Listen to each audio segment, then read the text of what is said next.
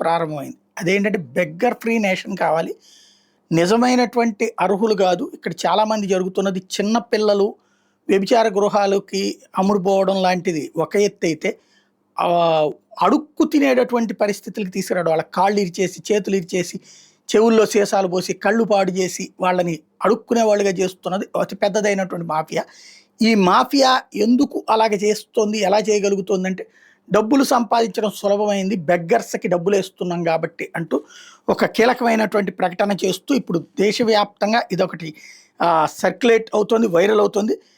బిచ్చగాళ్ళకి ఆహారం, నీరు, బట్టలు ఇవ్వండి. కానీ ఒక్క రూపాయి కూడా నగదు రూపంలో ఇవ్వద్దు.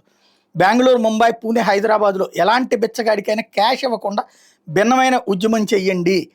ఇవి ఆడ, మగ, వృద్ధ, వికలాంగ పిల్లలు అడుక్కుంటే డబ్బుకు బదులుగా ఆహారం గాని, నీళ్లు గాని ఇస్తాం. కానీ వాళ్ళు ఈ రోజు నుండి డబ్బు కోసం అడుక్కోరు. ఫలితంగా అంతర్జాతీయ, జాతీయ స్థాయిలో, రాష్ట్ర స్థాయిలో బిచ్చగాళ్ళ ముఠాలు విడిపోతాయి.